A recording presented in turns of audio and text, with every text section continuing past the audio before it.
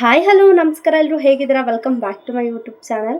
ಇನ್ನೂ ಯಾರೆಲ್ಲ ನನ್ನ ಚಾನಲ್ಗೆ ಸಬ್ಸ್ಕ್ರೈಬ್ ಮಾಡಿಲ್ಲ ಸಬ್ಸ್ಕ್ರೈಬ್ ಮಾಡಿ, ಹಾಗೆ ಬೆಲ್ ಐಕಾನ್ ಕೂಡ ಕ್ಲಿಕ್ ಮಾಡಿ. ಕ್ಲಿಕ್ ಮಾಡೋದ್ರಿಂದ ನಾನು ಮಾಡೋ ಪ್ರತಿ ವಿಡಿಯೋನು ಫಸ್ಟ್ ನೋಟಿಫಿಕೇಷನ್ ನಿಮಗೆ ಬರುತ್ತೆ. ಆಲ್ಮೋಸ್ಟ್ ಸಂಜೆ ಇವಾಗ 5 ಗಂಟೆ ಆಗಿದೆ. 5 ಗಂಟೆಯಿಂದ ವ್ಲಾಗ್ ಮಾಡ್ತಾಯಿದ್ದೀನಿ ನಾನು. ಮತ್ತು ಇವಾಗ ತಾನೇ ಸ್ನಾನ ಎಲ್ಲ ಮುಗಿಸ್ಕೊಂಡು ಬಂದೆ. ಪಾಪುಗೆ ಫೋಟೋಶೂಟ್ ಕೂಡ ಮಾಡಿಲ್ಲ, ಒಂದು 2 ಡೇಸ್ ಎಕ್ಸ್ಟ್ರಾನೇ ಆಯಿತು. 29 ಇವತ್ತು.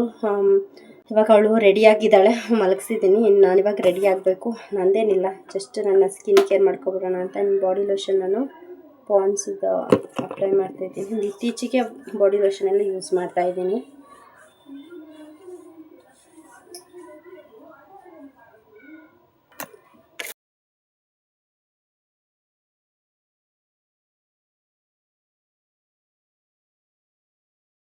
ಇಷ್ಟೇ, ಬಟ್ಟೆ ಇಟ್ಕೊತೀನಿ ಅಷ್ಟೇ.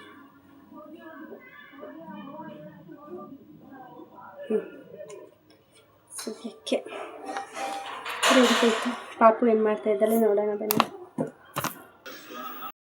ಇತ್ತೀಚೆಗೆ ನನ್ನ ಸ್ಕಿನ್ನು ಸ್ವಲ್ಪ ಕ್ಲಿಯರ್ ಆಗಿದೆ ಅಂತ ಅನಿಸ್ತಾ ಇದೆ. ಪಾಪು ಸ್ವಲ್ಪ ನಿದ್ದೆ ಕೊಡ್ತಿರೋ ಕಾರಣ ಡಾರ್ಕ್ ಸರ್ಕಲ್ಸು ಸ್ವಲ್ಪ ಕಮ್ಮಿ ಆಗಿದೆ. ಆ್ಯಂಡ್ ಅವಳು ಇನ್ನೂ ಮಲಗಿದ್ದಾಳೆ. ಬೇಗ ಫೋಟೋಶೂಟಿಗೆ ರೆಡಿ ಮಾಡ್ಕೊಂಬಿಡೋಣ ಅಂತ ಹೇಳಿ ರೆಡಿ ಮಾಡ್ಕೋದೆ. ಆಲ್ಮೋಸ್ಟ್ 5:30 ಆಗಿಬಿಟ್ಟಿತ್ತು. ಎಲ್ಲಿ ಫೋಟೋ ಚೆನ್ನಾಗಿ ಬರೋದಿಲ್ಲ ಅಂತ ಅಂದ್ಕೊಂಡಿದ್ದೆ. ಬಟ್ ಆದರೂ ನನಗೆ ಈ ಸಲ ಸಿಕ್ಕಾಪಟ್ಟೆ ಬೇಜಾರಾಯಿತು. ಓಕೆ ಥರ ಆಯಿತು, ಚೆನ್ನಾಗಿ ಬರಲಿಲ್ಲ ಫೋಟೋ. ಆ್ಯಂಡ್ ನನಗೆ ಮ್ಯಾಚಿಂಗ್ ಚೆನ್ನಾಗಿ ಸಿಕ್ಕಲಿಲ್ಲ ಅಂತ ಅಂದ್ಕೊಂಡಿದ್ದೀನಿ. ಈ ಸಲ ಫ್ರೂಟ್ಸಿಗೆ ನಾನು ಅಂದ್ಕೊಂಡಿದ್ದೆ ಆ್ಯಪಲ್ ಅಂತ, ಬಟ್ ಅದು ನಾನು ತೊಗೊಂಡಿದ್ದ ಡ್ರೆಸ್ಸಿಗೆ ಒಂದು ಸ್ವಲ್ಪನೂ ಮ್ಯಾಚ್ ಆಗ್ತಿರಲಿಲ್ಲ. ಆಮೇಲೆ ಅವಳು ಡ್ರೆಸ್ ಚೇಂಜ್ ಮಾಡಿ ಬೇಗ ಮತ್ತು ಆ್ಯಪಲಿಗೆ ಮ್ಯಾಚ್ ಆಗೋ ಥರ ಡ್ರೆಸ್ ಹಾಕ್ತೆ. ಮತ್ತು ಬಟ್ಟೆ ಎಲ್ಲ ಸ್ವಲ್ಪ ಫೋಲ್ಡ್ ಆಗಿತ್ತು ಅಂತೇಳಿ ಬೇಗ ಸ್ವಲ್ಪ ಐರನ್ ಮಾಡ್ಕೊಂಬಿಡೋಣ ಅಂತ ಮಾಡ್ತಾಯಿದ್ದೆ. ಸ್ವಿಚ್ ಬೋರ್ಡು ತಂದು ಹಾಕಿ ನಾನು ಐರನ್ ಮಾಡೋದು ಲೇಟ್ ಆಗಿಬಿಡುತ್ತೆ ಅಂತೇಳಿ ಅಲ್ಲೇ ಸ್ವಲ್ಪ ಹೀಟ್ ಮಾಡ್ಕೊಂಡು ಬಂದು ಫೋಲ್ಡಿಂಗ್ ಅಷ್ಟೇ ತಾನೇ ಸ್ವಲ್ಪ ಹೋಗಿದೆ ಅಂತೇಳಿ ಅದು ಫೋಲ್ಡ್ ಹತ್ರ ಮಾತ್ರ ಐರನ್ ಮಾಡ್ಕೊತಾ ಇದ್ದೆ. ಮತ್ತು ನಾನು ಐರನ್ ಎಲ್ಲ ಮಾಡಿ ಸ್ವಲ್ಪ ಫ್ರೂಟ್ಸ್ ಎಲ್ಲ ಕಟ್ ಮಾಡಿ ತಂದೆ. ಅಷ್ಟರಲ್ಲಿ ಪಾಪು ಅಳೋಕ್ಕೆ ಸ್ಟಾರ್ಟ್ ಮಾಡಿಬಿಟ್ಲು. ಅದಕ್ಕೆ ಅಮ್ಮ ನಾನು ರೆಡಿ ಮಾಡ್ತೀನಿ, ಹೋಗು ನೀನು ಫೀಡ್ ಮಾಡು ಅಂತ ಕಳಿಸಿದ್ರು. ಪಾಪ ಅಮ್ಮನೇ ರೆಡಿ ಮಾಡ್ತಿದ್ರು. ಬಟ್ ನಾನು ಅಲ್ಲಿ ಕೂತ್ಕೊಂಡು ಚೆನ್ನಾಗಿ ಕಾಣಿಸ್ತಾ ಇಲ್ಲ ಅಂತ ಹೇಳ್ತಾ ಇದ್ದೆ. ಸೈಜ್ ಕೂಡ ಚೆನ್ನಾಗಿ ಬಂದಿಲ್ಲ, ಅಷ್ಟು ಅರ್ಜೆಂಟಲ್ಲಿ ಮಾಡಿದ್ದೀನಿ. ಯಾಕಂದರೆ ನೆಕ್ಸ್ಟ್ ಡೇ ಮಾಡೋಣ ಅಂದರೆ ನೆಕ್ಸ್ಟ್ ಡೇ ಇಂಜೆಕ್ಷನ್ ಇದೆ, ಆಮೇಲೆ ಮಾಡೋಕ್ಕೆ ಆಗೋದಿಲ್ಲ. ಅಮ್ಮ ಸ್ವಲ್ಪ ಹೆಲ್ಪ್ ಮಾಡಿದ್ದಕ್ಕೆ ನನಗೆ ಸ್ವಲ್ಪ ಕಷ್ಟ ಆಗಲಿಲ್ಲ. ಆ್ಯಂಡ್ ಫೋಟೋ ತೆಗಿಬೇಕಾದ್ರೂ ತುಂಬ ಹೆಲ್ಪ್ ಮಾಡ್ತಾರೆ. ಪಾಪನ ಮಾತಾಡಿಸ್ತಾನೆ ಇರ್ತಾರೆ, ಫೋಟೋ ತೆಗಿಲಿ ಅಂತೇಳಿ. ಪಾಪ ಲೈಟೆಲ್ಲ ಹಿಡ್ಕೊಂಡಿರ್ತಾರೆ ಸ್ವಲ್ಪ ಬ್ರೈಟಾಗಿ ಕಾಣಿಸ್ಲಿ ಅಂತ. ಫೈನಲಿ ಈ ಥರ ಕಾಣಿಸ್ತಾ ಇದೆ. ಆ್ಯಂಡ್ ನಾನು ಜಾಸ್ತಿ ಎಲ್ಲ ಮಾಡೋಕ್ಕೆ ಹೋಗೋದಿಲ್ಲ, ಸಿಂಪಲಾಗಿ ಮಾಡೋಣ ಅಂತಲೇ ನಾನು ಮಂತ್ಲಿ ಸಿಂಪಲಾಗೆ ಮಾಡ್ತಾಯಿರೋದು. ಆಮೇಲೆ ಒಂದು 5 to 6 ಫೋಟೋಸ್ ಏನೋ ತೆಗೆದ್ವಿ ಅಷ್ಟೇ. ಯಾಕಂದರೆ ಒಂದು ಸೆಲೆಕ್ಟ್ ಮಾಡಿ ಇಟ್ಕೊಳ್ಳೋಣ, ಚೆನ್ನಾಗಿರೋದು ಫ್ರೇಮ್ ಮಾಡಿಸೋಣ ಅಂತೇಳಿ 12 ಮಂತ್ಸ್ ಆದಮೇಲೆ ಎಲ್ಲ ಒಂದೇ ಫ್ರೇಮಲ್ಲಿ ಹಾಕ್ಸೋಣ ಅಂತ ಆಸೆ ನನಗೆ. ಫೋಟೋ ಎಲ್ಲ ತೆಗೆದು ಆಯಿತು.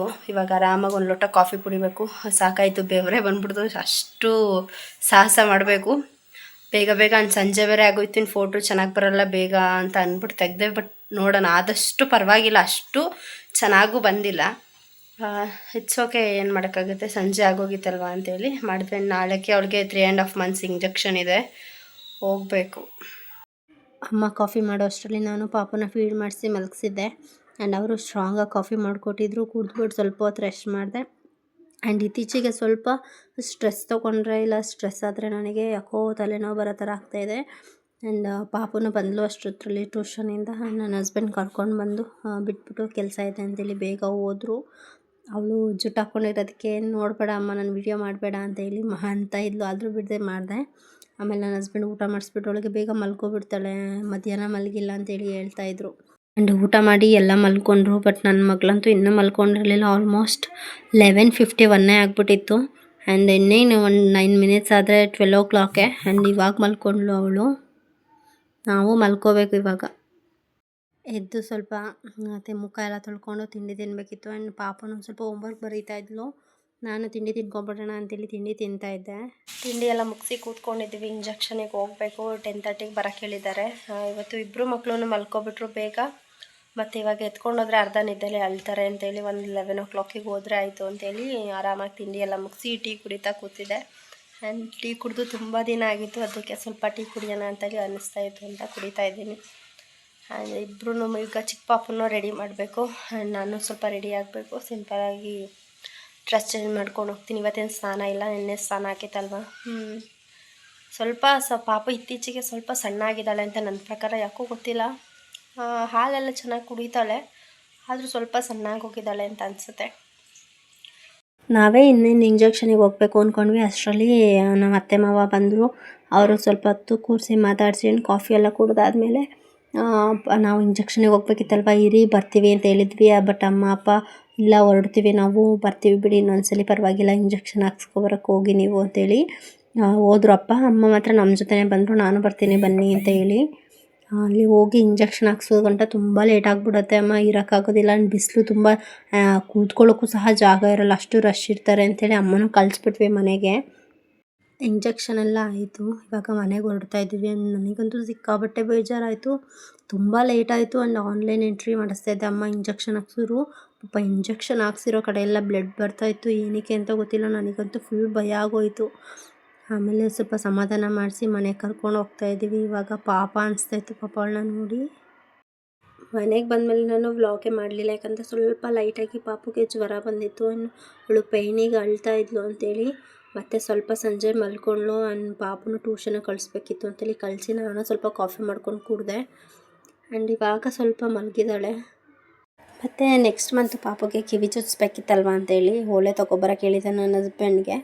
ನಾನು ಹೋಗಲೇ ಇಲ್ಲ, ಪಾಪುಗೆ ತಂದುಬಿಡಿ ನೀವೇ ಅಂತೇಳಿ ಕಳಿಸಿದೆ. ನನ್ನ ಮೊದಲನೇ ಮಗಳಿಗೂ ಸಹ ಸೇಮ್ ಇದೇ ಥರದ್ದೇ ತಂದಿದ್ದು.